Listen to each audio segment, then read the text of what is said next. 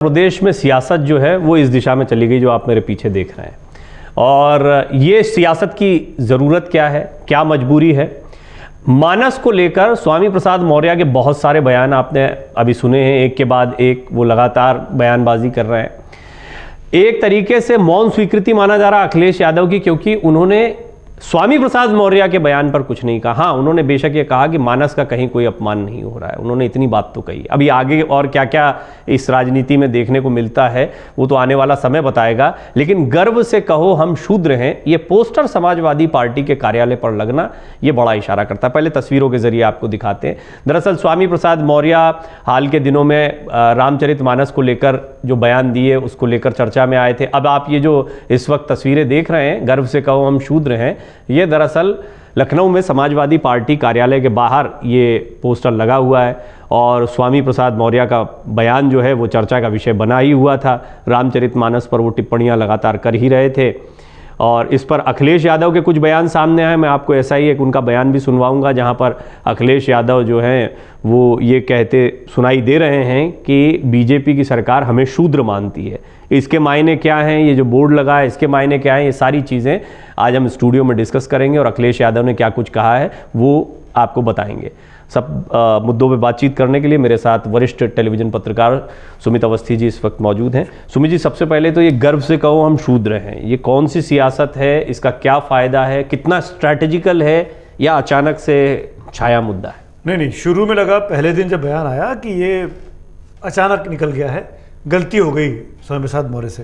लेकिन आज ये बात साबित हो गई जब ये पोस्टर लग गया गर्व से कहो हम शूद्र हैं सपा के दफ्तर के बाहर कि ये अखिलेश यादव का सोची समझी रणनीति है, उनकी चुनावी तैयारी है और ये उनका ओबीसी दांव है। ये बीजेपी और बीजेपी से मायावती और मायावती से बीजेपी के बीच जो ओबीसी कास्ट घूम रही है बीते 10 सालों के अंदर, उसके अंदर सेंध लगाने की तैयारी अखिलेश यादव स्वामी प्रसाद मौर्य के सहारे करना चाह रहे हैं। मैं आपको ये बहुत स्पष्ट कर दूं प्रवीण, अखिलेश यादव ने, अगर आपको याद हो, जिस तरीके से स्वामी प्रसाद मौर्य को अपनी नई टीम में महासचिव बनाया, उस दिन लगा कि अखिलेश यादव शायद अपना कुछ गलती कर रहे हैं। लेकिन कल जब अखिलेश का जब ये बयान आया कि मैं महाराज से यानी मुख्यमंत्री योगी आदित्यनाथ से सदन में पूछूंगा, क्योंकि वो संत पहले हैं, वो संत विचारधारा से आते हैं, मुख्यमंत्री तो बाद में बने, मैं उनसे सदन में पूछूंगा कि क्या हम शूद्र हैं। उन्होंने अपने आप को शूद्र के साथ जोड़ लिया, यानी जो पिछड़ी जातियां हैं ब्राह्मण उसको क्या शूद्र की नज़र से देखते हैं? क्या योगी आदित्यनाथ जो ब्राह्मण ठाकुर जो अगड़ी जातियां हैं, अगड़ी बनाम पिछड़ी की लड़ाई है और पूरी कोशिश इस बात को लेकर हो रही है अखिलेश यादव की। अखिलेश यादव के बात समझ में आ गई है। अगर आप चुनावी आंकड़े देखेंगे ना प्रवीण, तो बहुत स्मार्टली 2004 से लेकर 2019 के बीच में बीते 4 लोकसभा चुनावों में जो दलित वोट बैंक है, जो पहले मायावती के पास जाता था, मायावती के साथ रहता था, वो 19 में जब बीजेपी की 300 प्लस सीटें आई, वो बाकायदा रिसर्च है इस पर CSDS का, जो ये कहता है कि उसमें सबसे अधिक बीजेपी को फायदा हो गया। यानी ओबीसी का वोट बैंक, जो मेरे पास आंकड़े भी इस वक्त रखे, अगर आप इजाजत देंगे तो मैं फोन में निकाल के दिखा दूंगा। तो उससे पहले जब तक आप आंकड़े रख रहे हैं, मैं जरा अखिलेश यादव ने क्या कुछ कहा है, जो आप एक बाइट बता रहे थे, उन्होंने पत्रकारों से बातचीत करते हुए क्या कहा। दरअसल वो मंदिर में दर्शन करने के लिए गए थे और वहां पर फिर पत्रकारों से बातचीत करते हुए जो अभी जिस टिप्पणी का जिक्र कर रहे थे सुमित जी, एग्जैक्टली क्या कहा है अखिलेश यादव ने, आप पहले वो सुनिए। को शूद्र, दलित को शूद्र मानते हैं, बीजेपी के लोग हम सबको शूद्र मानते हैं। उनको ये तकलीफ है कि हम उनके धार्मिक स्थान पे क्यों जा रहे हैं गुरु संत लोगों से आशीर्वाद लेने के लिए। भाजपा आई, इन्होंने भेजा और कोई प्रशासन का पुलिस का अधिकारी नहीं था, रात में हटा दीजिएगा, और जितनी पुलिस प्रशासन थी सब रात में हटा दी। याद रखे बीजेपी के लोग, समय बदलता है, समय बदलेगा तो उन्हें भी पता लग जाएगा कि इसी तरह की व्यवस्था उनके लिए होती है।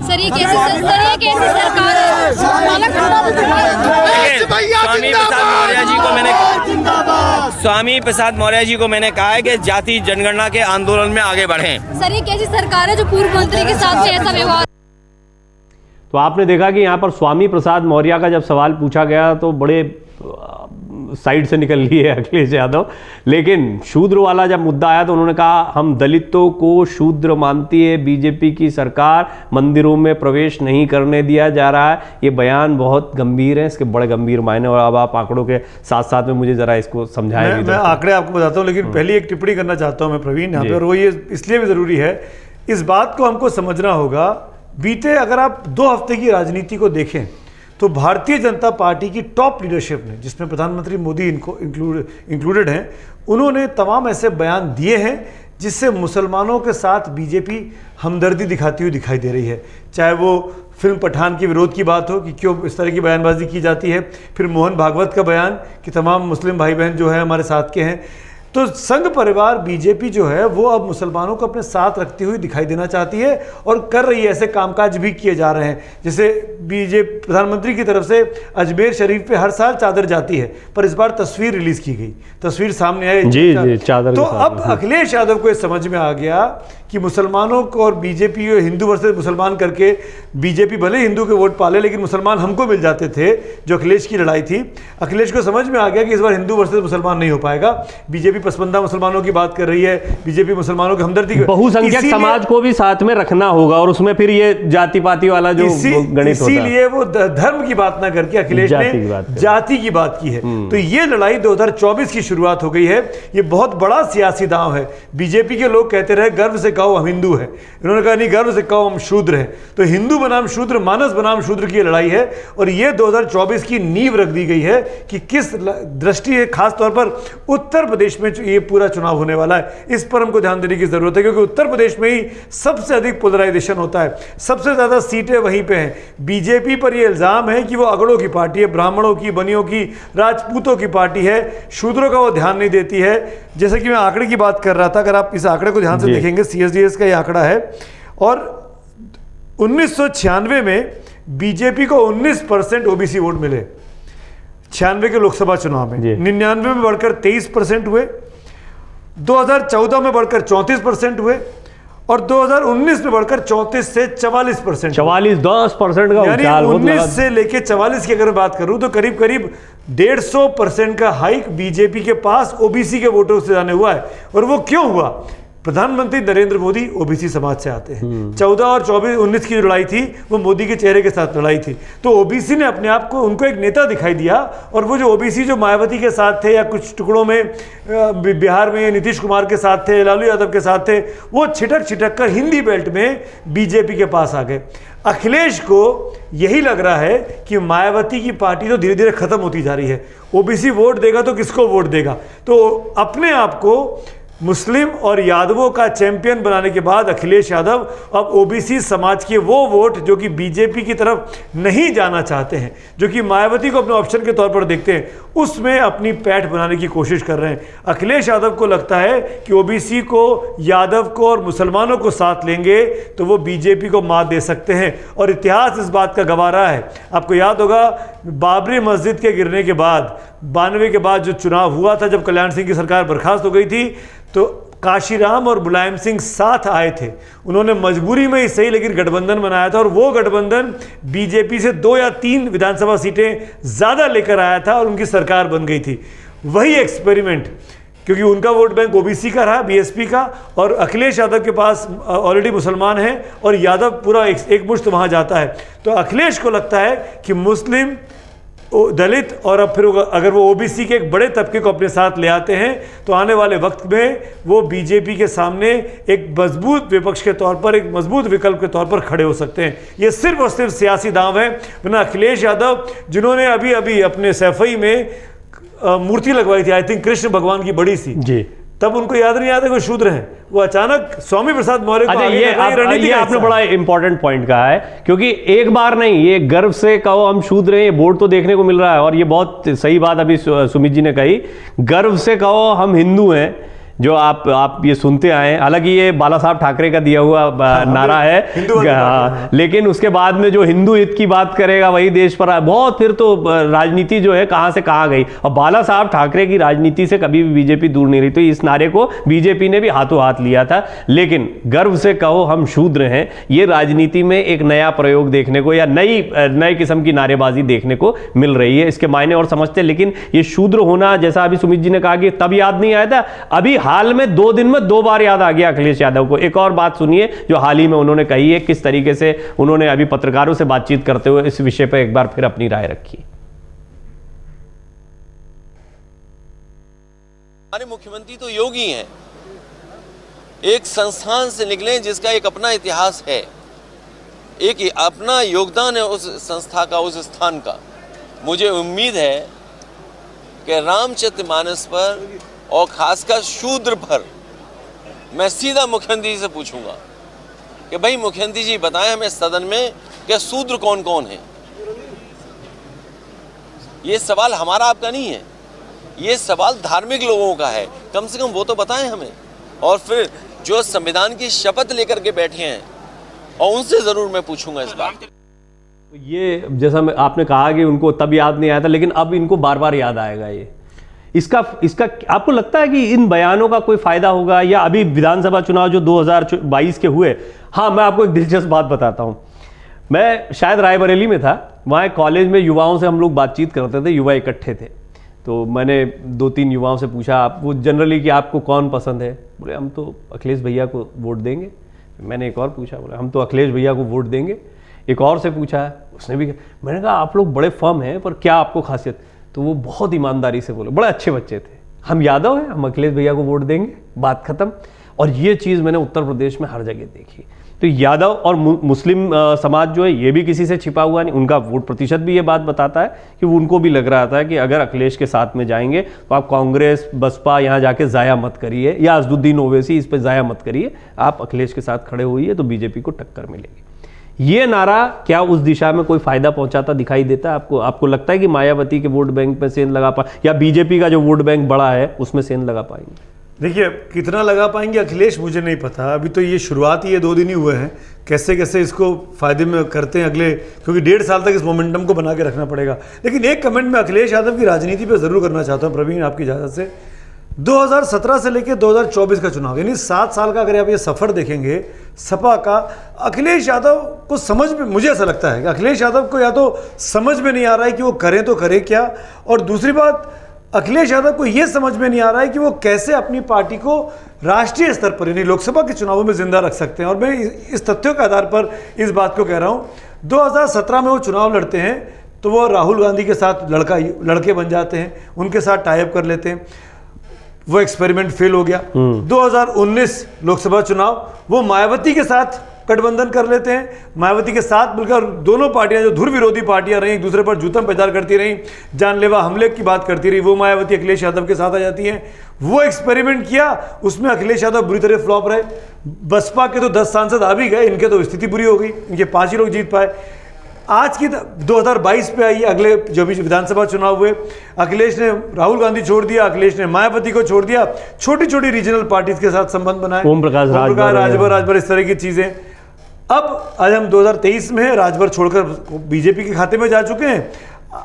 अब इनको समझ में नहीं आ रहा है करे तो करे क्या। हालांकि तो राजभर का भी क्लियर नहीं है, मैं बता दूं राजभर कहाँ जाएंगे उनका फिलहाल तो हाँ, मतलब आज आना जाना चलता रहता उनका। लेकिन 17 में कांग्रेस, 19 में मायावती, 22 में रीजनल पार्टीज और 24 में शूद्र। अखिलेश यादव चाहते क्या है?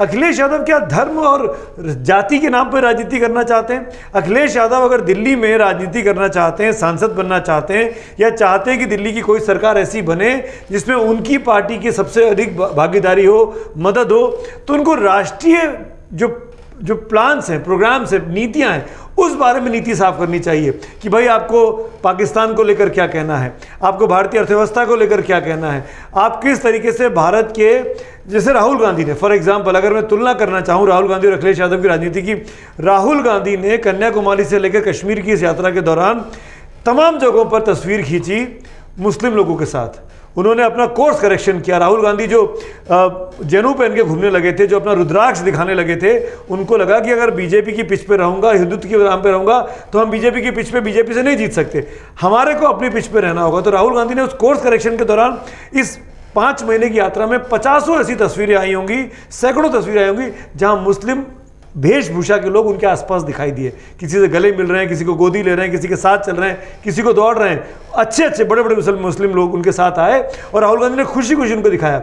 ये काम क्यों नहीं करते हैं? अगर आपको शूद्रों से इतना मैं इसमें एक चीज जरूर एक चीज ऐड ऑन करना चाहूंगा, क्योंकि स्वामी प्रसाद मौर्य हैं इधर, तो आप ये भी देखिए सुमित जी की केशव प्रसाद मौर्य जो हैं वो सिराथू से हार गए, लेकिन उसके बावजूद उप मुख्यमंत्री बनना उनका सिर्फ पार्टी में कद को नहीं बताता है, उनकी ज़रूरत को भी बताता है। मौर्य समाज जो है वो बहुत महत्वपूर्ण है। सिराथू से जिन्होंने हराया, जो पटेल थी, वो उनसे हारने के बावजूद में केशव प्रसाद मौर्य के कद में कमी नहीं आई, क्योंकि ओवरऑल सिर्फ बात सिराथू सीट की नहीं है, बात पूरे उत्तर प्रदेश की राजनीति पर क्या असर जाता है। एक तरफ ब्रजेश पाठक हैं, या पहले शर्मा जी थे, तो ब्राह्मण और इधर मौर्य साहब के साथ में एक कॉम्बिनेशन, और बीच में योगी जी जो हैं वो हिंदुत्व की एक कॉम्बिनेशन बनाने की कोशिश की जाती है। अगर अखिलेश यादव इसी तरह का प्रयास कर रहे हैं, तो क्या ये उत्तर प्रदेश की मजबूरी है कि इसी राजनीति, या वो काउंटर कर रहे हैं बीजेपी को बीजेपी की भाषा में या बीजेपी के तरीके से? ये भी पिच पे जा रहे हैं बीजेपी की। बिल्कुल, बीजेपी की पिच पे जाए ना जाए, लेकिन बीजेपी की पिच के सामने अपनी एक पिच खड़ी करने की कोशिश कर रहे हैं। जिस पिच पर मैदान वही है, जिस पिच पर ऑलरेडी बीजेपी के लोग खेल रहे हैं, चौके छक्के लगा रहे हैं, उनको लग रहा है कि बगल में एक पिच खोदकर हम अपना मैच खेल लेंगे। अरे जहां मैच ऑलरेडी चल रहा है, जिस मैच में प्लेयर जमे हुए हैं, आपका मैच कौन देखेगा? आपको तो उल्टा, अगर आप उस पिच को खोदोगे, बगल में अपनी पिच तैयार करोगे, तो आपको गेंद लगेगी आके। ऐसे थोड़ी था कि जहां मैच चल रहा है वहां बगल में मैच क्या आप खेल लोगे? आपको या तो उनकी पिच पे आना पड़ेगा। आप ये कहिए कि बीजेपी हिंदूवादी पार्टी है, आप ये कहने की बजाय कि हम शूद्र हैं, दरअसल वो यही कहना चाहते हैं कि बीजेपी हिंदुओं की पार्टी है, गर्व से कहो हिंदू वाली पार्टी है, क्योंकि राम मंदिर बन चुका होगा 24 तक।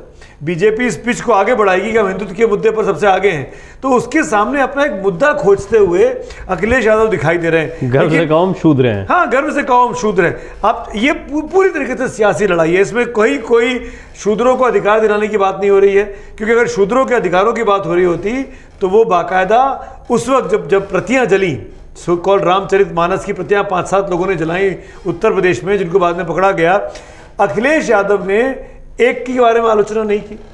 अखिलेश यादव को, क्योंकि उनको ये पिच तैयार करनी थी प्रवीण, कि हमको बीजेपी के सामने इस नारे को दिखाना जो आप बार बार स्क्रीन पे दिखा रहे हैं, जो कि सपा के दफ्तर पर लग गया है। मेरा ये कहना साफ है, अखिलेश को अगर लगता है कि उनको जातिवादी राजनीति ही करनी है, जातिवादी राजनीति करके ही वो देश में छाप बना सकते हैं, तो मैं उनसे ये जानना चाहता हूं कि जब वो दिल्ली का चुनाव लड़ेंगे, जिसमें नरेंद्र मोदी नाम का चेहरा है, जो 10 साल की राजनीति दिल्ली में शासन करने के बाद वोट के लिए आएगा 2024 में, जिसने देश को अर्थव्यवस्था के मुद्दे पर, विदेश नीति के मुद्दे पर, खेलों के मामले में, सांस्कृतिक मामले में, अंतर्राष्ट्रीय स्तर पर एक मजबूत विकल्प ऑलरेडी दे दिया है, तो क्या ये जाति की राजनीति उत्तर प्रदेश के वोटरों को लुभा पाएगी? हो सकता है कि कुछ वोटर उनके झांसे में आ जाए, जैसे आप अपना एग्जाम्पल बता रहे हैं कि यादव लड़का था तो कहा यादव को वोट करूंगा, हो सकता है कुछ लोग हों, पर यह देश का चुनाव है, ये सूबे का चुनाव नहीं है, ये विधानसभा का चुनाव नहीं है। विधानसभा में अपना एक्सपेरिमेंट करके देखा। हालांकि उससे पहले मैं बता दूं, निकाय चुनाव है उत्तर प्रदेश में, तो बहुत मुमकिन है, और निकाय चुनाव में ये वाला हाँ, तो ये, और निकाय चुनाव में भी सुमित जी एक इंपॉर्टेंट बात ये है कि वहां पर हर जगह जो मेयर्स के चुनाव होंगे वो कहीं ना कहीं लोकसभा की पिच को भी, मेयर का चुनाव जो है वो अपने आप में एक लोकसभा चुनाव से कम नहीं होता है, वहां पे पूरा जिला, पूरा जनपद जो है वो वोट करता है, तो ये समीकरण वहां पर बनता दिखाई दे रहा है। तो गर्व से कहो हम शूद्र हैं, ये जवाब है गर्व से कहो हम हिंदू हैं की राजनीति का। किस तरीके से अखिलेश यादव ने जब वो मंदिर में दर्शन करने के लिए गए थे, और जब वो वहां पर दर्शन करने के बाद पत्रकारों से बात कर रहे थे, तो ये शूद्र वाला मुद्दा उठाया, और इस पे अभी सुमित जी कुछ कहना चाह रहे हैं। मैं एक लाइन जोड़ना चाहूंगा। मैं तमाम दर्शक जो इसको देख रहे हैं उनसे ये रिक्वेस्ट करूंगा कि एक हिंदुओं के धर्मगुरु हैं श्रीहित प्रेमानंद गोविंद शरण जी, उनका एक वीडियो है, मैंने कुछ दिनों पहले अपने हैंडल पे उसको टैग भी किया था, उसको जाके देखना चाहिए। जो ये पूरी बहस है, क्या कौन से ताड़न के अधिकारी पूरी लाइन क्या है? हाँ, शूद्र पशु, ढोर गवार, शूद्र पशु नारी, ये सारे ताड़न अधिकारी। तो ये इसको उन्होंने समझाया है कि क्यों शूद्र जो है उसका मतलब शूद्र से नहीं है, क्यों नारी का अपमान नहीं कहा गया है, क्यों रामचरितमानस में इस तरह की लाइनें लिखी गई। तो अगर किसी को ये समझना है कि वो अपमान नहीं है, मैं ये अपील करना चाहूँगा, ये जो शूद्र डॉक्टर उत्तम प्रकाश सिंह पटेल जैसे नेता हैं, डॉक्टर शूद्र उत्तम प्रकाश सिंह इन जैसे नेताओं को, स्वामी प्रसाद मौर्य को, अखिलेश यादव को, कि स्वामी श्रीहित प्रेमानंद गोविंद शरण साहब की उस यूट्यूब वीडियो को ज़रूर देखिए, मेरे टाइमलाइन पे जाकर आपको मिल जाएगा। मैंने सपा के प्रवक्ता हैं राजीव राय, उनको मैंने जवाब देकर कहा है कि ये जो समझाया है इन धर्मगुरु ने कि आप इसकी मुखालफत करते हैं, कि आप इससे सहमत नहीं हैं, आपको समझ में आएगा। बहुत आसान भाषा में वो समझाते हैं कि क्यों ताड़न शब्द का मतलब क्या है। ताड़न का मतलब केवल ताड़ना नहीं होता है। जब आप ढोल की बात करते हैं तो ढोल की जो रस्सियाँ कसी जाती हैं वो ताड़न होता है, उसको कस के ताकि आवाज़ उसमें से अच्छी निकले। उसका मतलब ये नहीं है कि हर एक को ताड़ने की बात हो रही है, मारने की बात हो रही है, प्रताड़ित करने की बात हो रही है।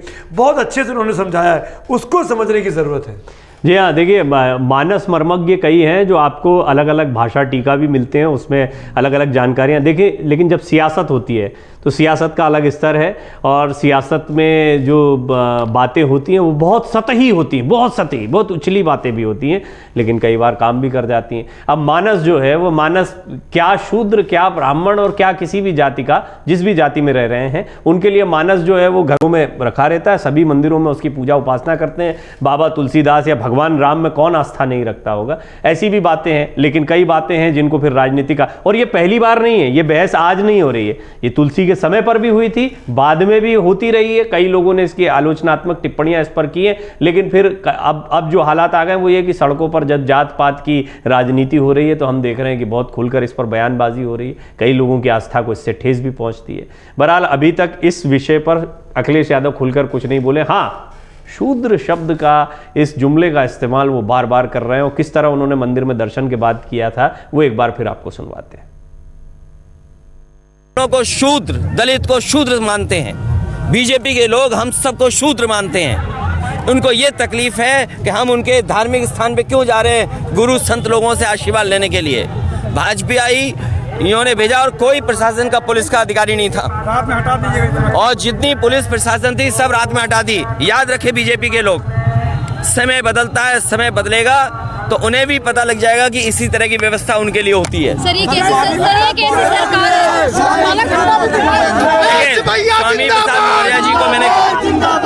स्वामी प्रसाद मौर्य जी को मैंने कहा है कि जाति जनगणना के आंदोलन में आगे बढ़ें। डाउनलोड करें अमर उजाला ऐप और पाएं खबरें लगातार। अगर आप ये वीडियो YouTube पर देख रहे हैं तो हमारे चैनल को सब्सक्राइब करें और बेल आइकन को दबाना ना भूलें। अगर आप Facebook पर ये वीडियो देख रहे हैं तो हमारे पेज को लाइक करें।